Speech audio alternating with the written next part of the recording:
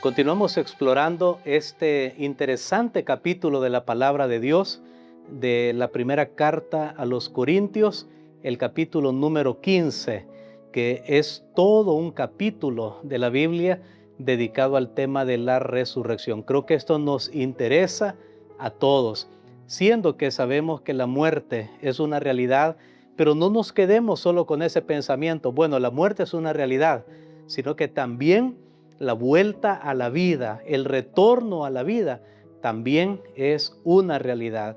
Y eso es posible gracias a Cristo Jesús. Hoy vamos a estudiar el tema Cristo, las primicias. Les invito para orar. Padre que estás en los cielos, te damos gracias, Señor, porque tenemos mensajes alentadores en tu palabra. Tenemos estas lecciones de tu palabra que nos dan esperanza en un camino que muchas veces es cansado, es agobiado, el camino de esta vida, pero que nos permite luchar, nos permite seguir y avanzar, porque tú nos has hecho promesas maravillosas y ya promesas que se han cumplido, las que se cumplieron en la vida de Cristo Jesús y que son nuestra garantía. Ayúdanos a creer. Lo pedimos en el nombre de Jesús. Amén. Muy bien, realmente lo hemos dicho en las lecciones que comenzamos a estudiar esta semana, que nosotros necesitamos un Salvador vivo del pecado. No nos ayuda un Salvador muerto. Gracias a Dios, Cristo vive y vive para siempre. Vamos a la primera carta a los Corintios, el capítulo número 15, y vamos a leer los versículos 20 hasta el 23. Dice la palabra de Dios: Pero ahora Cristo ha resucitado de los muertos, primicia de los que murieron es hecho. Pues por cuanto la muerte entró por un hombre, también por un hombre la resurrección de los muertos. Así como en Adán todos mueren, también en Cristo todos serán vivificados, pero cada uno en su debido orden. Cristo las primicias, luego los que son de Cristo en su venida. Esta frase realmente nos llama a la investigación. Cristo las primicias. ¿A qué se refiere cuando dice que Cristo es las primicias? La palabra primicia significa lo primero, viene de ese concepto, es lo primero. De hecho, cuando vamos al Antiguo Testamento encontramos que entre las fiestas que Dios instituyó, fiestas religiosas para el pueblo de Israel, una de esas fiestas era la fiesta de las primicias. Y es bien interesante que la ofrenda de las primicias daba lugar o se realizaba un día después prácticamente del día sábado, el sábado de la Pascua. Y Jesús precisamente cumplió con eso. Nosotros podemos encontrar esto, si usted toma ahí un tiempecito para investigarlo, en Levítico capítulo número 23, ahí nosotros encontramos todo esto relacionado a la fiesta de las primicias, y Jesús cumplió con esto. Él resucitó el primer día de la semana, un día después del día sábado, que era el primer sábado después de la Pascua. La Pascua fue el día viernes, Jesús descansó el día sábado y precisamente un día después del sábado Jesús resucitó. Así que Él cumplió con esto de las primicias. Pero ¿qué tenía o qué tiene este concepto de las primicias que es alentador para nosotros? Bueno, veamos bien que en esa fiesta de las primicias, realmente en esa ofrenda se presentaba una gavilla de grano que representaba y anticipaba la cosecha. Entonces, cuando Pablo está diciendo que Cristo es las primicias, el apóstol Pablo está hablando ya de la esperanza que tenemos, que nosotros también vamos a volver a la vida, porque ya Cristo abrió el camino. Él fue el primero, pero Él encabeza a la humanidad. Pero entonces viene la humanidad, pero no toda la humanidad, sino solamente aquellos que han creído en Él. Decir entonces que Cristo resucitó y que Cristo es la primicia, es decir, que nosotros vamos a volver a vivir. Esa es la esperanza que tenemos los creyentes. Pero sucede que si nosotros analizamos el texto, bueno, ¿cómo es que Cristo es el primero? ¿Cómo que Cristo es las primicias? Si antes que Jesús resucitara, hubo otras personas que resucitaron. Lo encontramos en el Antiguo Testamento, a través de los ministerios de los profetas Elías, Eliseo. Lo encontramos en el ministerio público de Jesús, resucitando a hijos, hijas, y resucitando finalmente a su amigo Lázaro.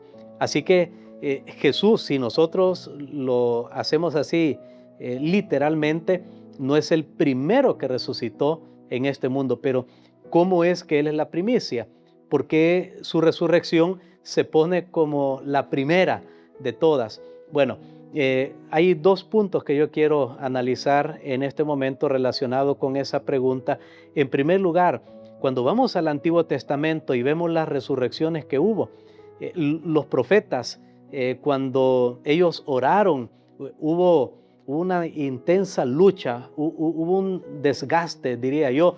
Eliseo, bueno, tuvo que tenderse sobre el cuerpo del niño para que pudiera resucitar y hay un clamor muy grande.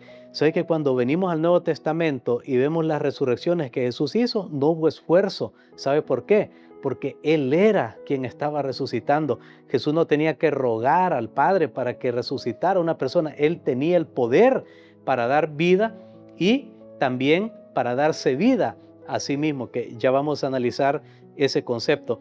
Entonces, hay una diferencia entre las resurrecciones que hubo previamente y la resurrección de Jesús.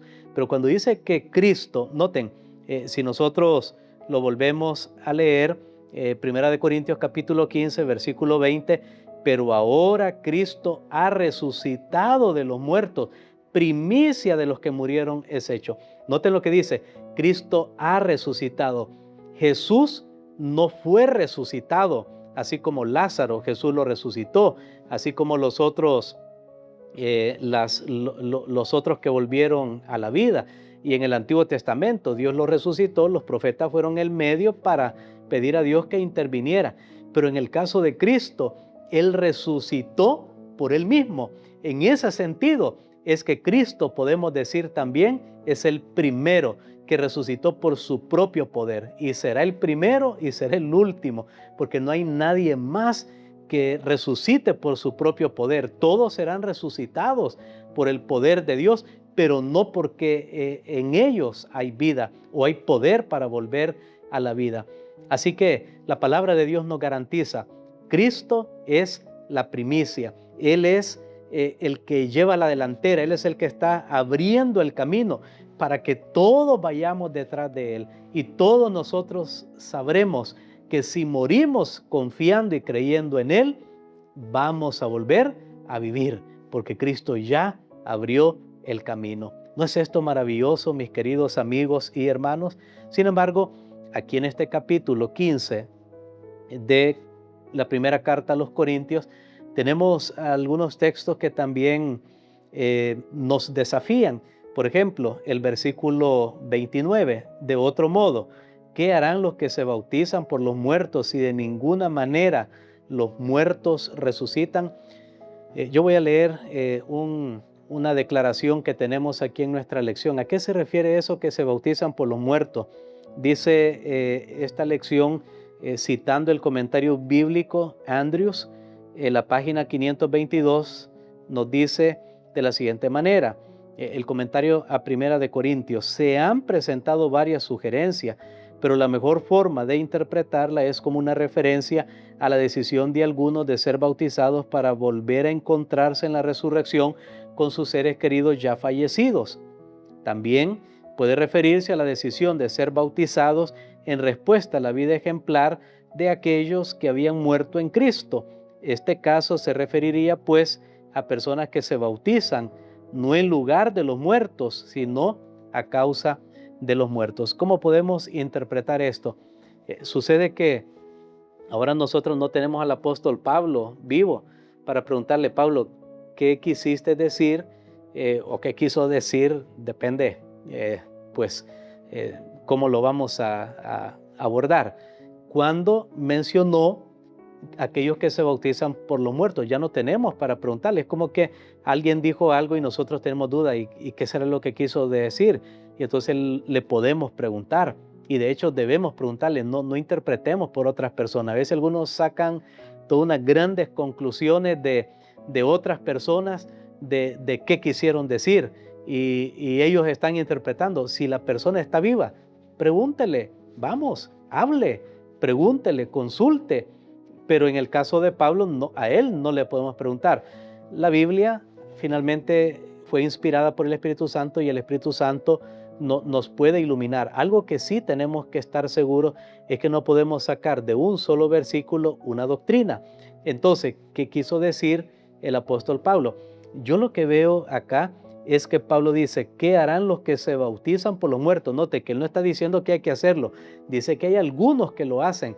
O sea, Pablo está hablando de la realidad de la resurrección. Algunos no creían, pero Pablo entonces pone un argumento. Miren, aún hay algunos que creen que hay resurrección porque hasta se bautizan por los muertos. En el caso de los paganos, habían algunos que tenían esas prácticas, eran paganos porque creían que había resurrección. Entonces, Pablo dice, si estos que son paganos, para ponerlo ahora en nuestras propias palabras, si estos que son paganos piensan que hay resurrección porque se bautizan por un muerto, o sea, ¿cuánto más nosotros que sabemos que Cristo resucitó?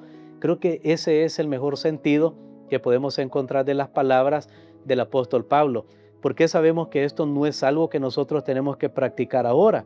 Porque dice, se bautizan por los muertos. Cuando una persona se bautiza, debe ser su enfoque, su mirada centrada en Cristo Jesús, no en alguien que ya murió, no.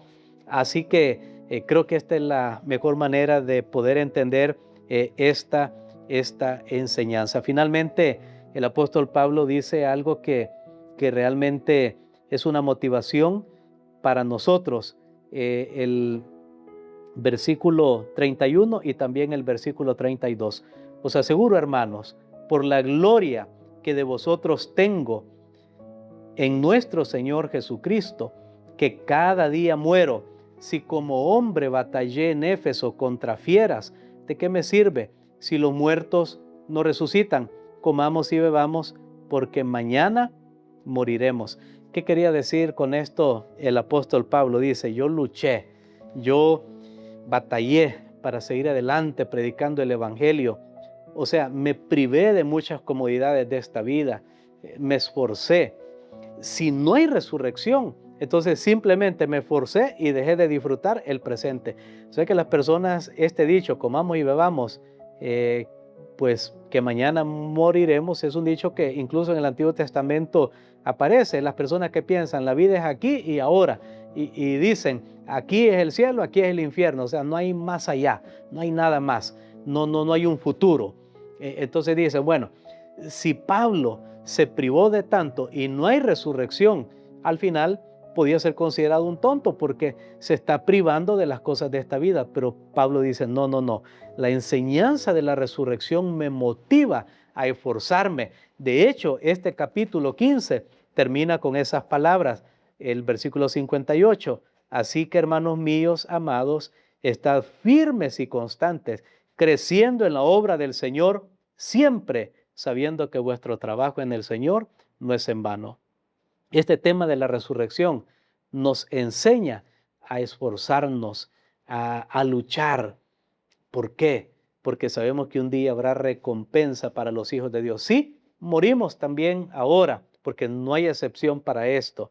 La paga del pecado es muerte, aunque se refiere más que todo a la muerte eterna que yo mencioné en algunas lecciones anteriores, pero al final también se refiere a la muerte física. Nadie escapa de la muerte física, pero esa es la primera muerte, pero al final hay una vuelta a la vida y todos aquellos que han creído en Cristo Jesús volverán a vivir. Por eso tenemos esperanza, por eso tenemos fe, por eso vale la pena gastar su vida para Cristo Jesús. Por eso vale la pena aún tomar riesgos para llevar adelante el Evangelio, porque hay regreso, hay un retorno, gracias a Cristo, que es la primicia, y nosotros vamos después. Les invito para orar. Padre, te damos gracias, Señor, porque hay esperanza.